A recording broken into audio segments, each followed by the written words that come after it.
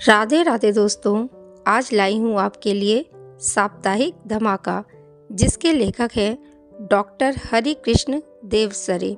यह इनकी बेहद ही मनोरंजक रचना है। इस रचना में इन्होंने बाल अखबार के महत्व और उसकी उपयोगिता का रोमांचकारी वर्णन बड़े ही रोचक ढंग से किया है। इतवार की सुबह पूरे मोहल्ले में साप्ताहिक धमाका की ही चर्चा थी। फुल स्केप कागजों पर कार्बन लगाकर हाथ से लिखा गया साप्ताहिक धमाका का पहला अंक सभी ने सुबह सुबह अपने घर के दरवाजे पर पड़ा पाया था। उस अंक की मुख्य खबर बड़े बड़े अक्षरों में थी, लाला धनीराम के मसालों में मिलावट। फिर छोटे अक्षरों में पूरा विवरण दिया गया था। मसाले, चीनी, अनाज आदि में लाला ने जो मिलावट की थी उसके प्रति सबको आगाह किया गया था। लाला के घिसे हुए पुराने बाटों की चर्चा थी। कम तौलने की कला में माहिर लाला को पुरस्कृत करने का प्रस्ताव भी था। साप्ताहिक धमाका में कुछ खबरें चटपटी थी, कुछ तिलमिलाने वाली। कुछ खबरों के शीर्षक थे, गुटकू भटनागर बैगन की सब्जी से चिढ़ते हैं, ठेकेदार हजार सिंह ने लड़की की शादी में 50,000 नकद दहेज दिया, हेडमास्टर चोपड़ा के घर स्कूल के चपरासी काम करते हैं, क्लास टीचर सोहन लाल ने 3 महीने की फीस अब तक स्कूल में जमा नहीं की। साप्ताहिक के दूसरे पृष्ठ पर कुछ शैतान बच्चों के बारे में खबरें दी गई थी। वीरू के पिता की घड़ी चुराकर 50 रुपए में बेची, राजेश का सफ़ेद कुत्ता चोरी हो गया, दीनू और रमेश ने स्कूल से भागकर पिक्चर देखी।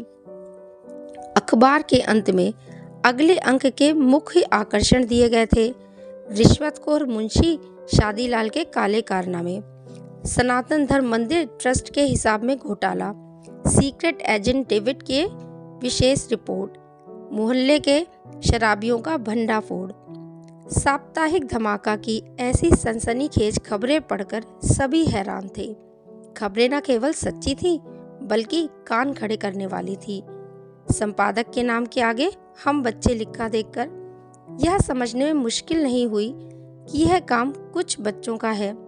कुछ लोग बच्चों के इस साहस भरे काम से खुश थे, कुछ अपनी पोल खुलने से बेहद खिसियाए हुए थे।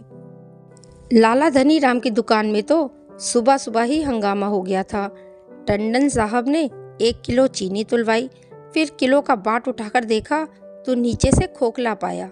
हर तौल में कम से कम 100 ग्राम का घोटाला। लोग इकट्ठे हो गए, खूब चकचक हुई। गुटकू भटनागर निकले तो बच्चे उन्हें बैंगन की सब्जी कहकर चिढ़ाने लगे। बस यूँ समझिए कि हर तरफ धमाका हो रहा था। सब यही पूछते, यह किसने किया है, कौन है ये बच्चे, लेकिन जवाब कोई ना दे पाता। देता भी कैसे। साप्ताहिक धमाका की योजना बहुत ही गुप्त ढंग से बनी थी। अगले इतवार को जब साप्ताहिक धमाका का दूसरा अंक बटा तो लगा जैसे किसी ने मिर्चों के पैकेट खोलकर हवा में उछाल दिए हों। मोहल्ले के कई सम्मानित कहे जाने वाले लोगों की पोल खुल गई थी। मंदिर का चंदा खाने वाले बच्चों को उद्यमी और पापी कह रहे थे।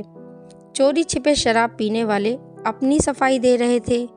मुंशी शादीलाल चिल्लाकर कह रहे थे, मैं एक एक की खबर लूंगा, जेल की हवा खिलवा दूंगा, मैं भी मुंशी हूँ, मुंशी। कई दिनों तक यही कोशिश चलती रही कि साप्ताहिक धमाका के बच्चों का पता लगाया जाए। कौन लिखता है इसे, कौन खबरें इकट्ठी करता है, कब बांटा जाता है। मोहल्ले के लगभग सभी बच्चों की लिखावट के नमूने इकट्ठे किए गए। कुछ शैतान बच्चों की हरकतों पर निगाह रखी गई, लेकिन सफलता न मिलनी थी न मिली। हार कर मोहल्ले के सभी बड़े लोगों की एक मीटिंग बुलाई गई। मुंशी शादीलाल ने कहा, ऐसे सनसनीखेज काम आज़ादी की लड़ाई के ज़माने में क्रांतिकारी किया करते थे। उनका भी पता अंग्रेज़ों को लग ही जाता था। हैरानी है कि हम अपने ही दुश्मनों को नहीं पहचान पा रहे हैं। इस पर प्रोफेसर माथुर ने कहा, यह काम भी आज़ादी की लड़ाई के दिनों जैसा ही है। आज इस बात की बहुत ज़रूरत है कि जो लोग समाज और देशवासियों के दुश्मन हैं उनका भंडाफोड़ किया जाए। यह काम हमें करना चाहिए था, लेकिन बच्चे कर रहे हैं। मैं इन बच्चों को बधाई देता हूँ। फिर तो मीटिंग में बहुत ही हंगामा हुआ। बिना किसी निर्णय के मीटिंग खत्म हुई। इतवार की सुबह साप्ताहिक धमाका में अन्य खबरों के साथ मीटिंग की रिपोर्ट भी थी। सबसे मजेदार खबर थी लाला धनीराम द्वारा साप्ताहिक धमाका बांटने वालों को पकड़ने की कोशिश नाकाम। दरअसल लाला धनीराम सुबह 4 बजे उठकर घर के बाहर अंधेरे में बैठ गए थे, लेकिन जब उजाला हुआ तो देखा कि साप्ताहिक धमाका तो पहले ही बढ़ चुका था। साप्ताहिक धमाका के ताज़ा अंक में उन घरों के नंबर दिए गए थे जहां रेडियो बहुत ज़ोर से बजता है। अपील की गई थी कि इससे मोहल्ले के बच्चों की पढ़ाई में बाधा पड़ती है, कृपया रेडियो धीमा बजाइए। मंदिर में रोज होने वाले कीर्तन को लाउड स्पीकर पर ना बजाने की अपील भी की गई थी। अगले अंक के 2 प्रमुख आकर्षण थे नकली दवाएं देने वाले डॉक्टरों से सावधान और ब्रिगेडियर कपूर की मुर्गियों का चोर कौन। अगर साप्ताहिक धमाका कुछ लोगों पर चोट करता तो दूसरी ओर वह भी लोकप्रिय हो रहा था। नगर के एक दैनिक पत्र में बच्चों द्वारा गुप्त रूप से किए जाने वाले इस काम पर संपादकीय भी छपा। साप्ताहिक धमाका का महत्व तब और बढ़ गया जब कई डॉक्टरों के यहाँ नकली दवाइयाँ पकड़ी गई। इसके साथ ही ब्रिगेडियर कपूर ने अब्दुल्ला होटल के मालिक की पुलिस में रिपोर्ट की। पुलिस की मार ने अब्दुल्ला से मुर्गियों की चोरी उगलवा ली। धीरे धीरे मोहल्ले में काफ़ी सफाई हो गई। एक दिन अचानक ही घोषणा हुई कि साप्ताहिक धमाके के संपादक बच्चों को पुरस्कार देने के लिए शाम की सभा होगी।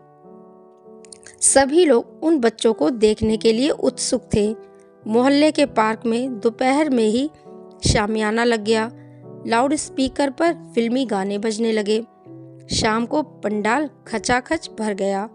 सनातन धर्म मंदिर ट्रस्ट के अध्यक्ष चिरंजी लाल, मुंशी शादीलाल, लाला धनीराम, डॉक्टर चेलाराम आदि मंच पर बैठे थे। सभा की कार्यवाही शुरू करते हुए अध्यक्ष चिरंजी लाल ने अपने भाषण में कहा, हम साप्ताहिक धमाका के संपादक बच्चों की मुक्त कंठ से प्रशंसा करते हैं। उन्होंने हमारी गलतियां बताकर हमें सही राह दिखाई है। हमने तय किया है कि हर बच्चे को इस काम के लिए 500 रुपये का इनाम दिया जाए, लेकिन हम नहीं जानते कि वे बहादुर बच्चे कौन हैं। इसलिए हम उनसे निवेदन करते हैं कि वे सब मंच पर आएं, अपना परिचय दें और पुरस्कार लें। भाषण समाप्त हो गया। मंच पर बैठे लोग सामने बैठी भीड़ को और देखने लगे। भीड़ में बैठे सब लोग अपने पीछे मुड़ मुड़ कर देखने लगे कि वे कौन से बच्चे हैं, किंतु एक भी बालक मंच की ओर नहीं बढ़ा। 2 मिनट, 5 मिनट और फिर 10 मिनट बीत गए। धीरे धीरे शोर होने लगा। लोग मंच पर बैठे नेताओं की खिल्ली उड़ाने लगे। सभा समाप्त हो गई। साप्ताहिक धमाका के अगले अंक में मुख्य खबर छपी, संपादक बच्चों को ब्लैकमेल करने की चाल नाकाम। फिर खुलासा किया गया कि साप्ताहिक धमाका के संपादक बच्चों को पहचानने के लिए यह कितना बड़ा षड्यंत्र था। इसके बाद से साप्ताहिक धमाका और भी जोर से धमाका करने लगा। परिणाम यह हुआ कि लोग अपने को धीरे धीरे बदलने लगे। रेडियो और भजन कीर्तन वाले लाउड स्पीकरों का स्वर धीमा हो गया। मुंशी शादीलाल भी कहने लगे, अरे भाई, इस वानर सेना से कौन दुश्मनी ले, जो भगवान दे उसी में खुश हूँ। डॉक्टरों के यहाँ भी ठीक दवाएं मिलने लगी। साप्ताहिक धमाका अभी बंद नहीं हुआ। हर इतवार की सुबह उसके अंक बढ़ जाते हैं। अब एक राज की बात सुनो। पिछले दिनों मैंने साप्ताहिक धमाका के संपादक बच्चों से मुलाकात की। उन्हें इस साहसिक और जोखिम भरे काम के लिए बधाई दी। सबसे अधिक प्रशंसा इस बात के लिए की कि उन्होंने अपनी गोपनीयता बनाए रखी। तुम्हें यह जानकर आश्चर्य होगा कि ये संपादक बच्चे उसी मोहल्ले के हैं। इनकी संख्या 4 है। चारों बिल्कुल सहज होकर रहते हैं, लेकिन उनकी तेज निगाह से कोई बात छिप नहीं पाती। पहले अखबार की एक प्रति तैयार की जाती है, फिर 4 प्रतियां। इसके बाद चारों बच्चे मिलकर उसकी ढेर सारी प्रतियां बनाते हैं। जानते हो इनकी लिखावट क्यों नहीं पकड़ में आती? इसलिए कि चारों ने बाएं हाथ से लिखने का भी अच्छा अभ्यास किया है। उन्होंने यह नहीं बताया कि वे अपना काम कब और कहाँ करते हैं। उन्हें अपनी सफलता पर खुशी है। उनका कहना है कि जैसे ही उनके मोहल्ले की समस्याएं हल हो जाएंगी, धमाका बंद हो जाएगा, लेकिन ज़रूरत पड़ने पर वे उसे दोबारा शुरू कर देंगे। इसीलिए उन्होंने अपनी सभी बातों को गुप्त रखा है। अगर कहीं साप्ताहिक धमाका का अंक मिले तो जरूर पढ़ना। वह समाज के नाम बच्चों की चुनौती है। सुना है साप्ताहिक धमाका का जोरदार विशेषांक भी निकलने वाला है। तो आपको कैसी लगी ये रचना? आशा करती हूँ बहुत ही मज़ेदार लगी हुई होगी और बेहद ज्ञानवर्धक भी। राधे राधे।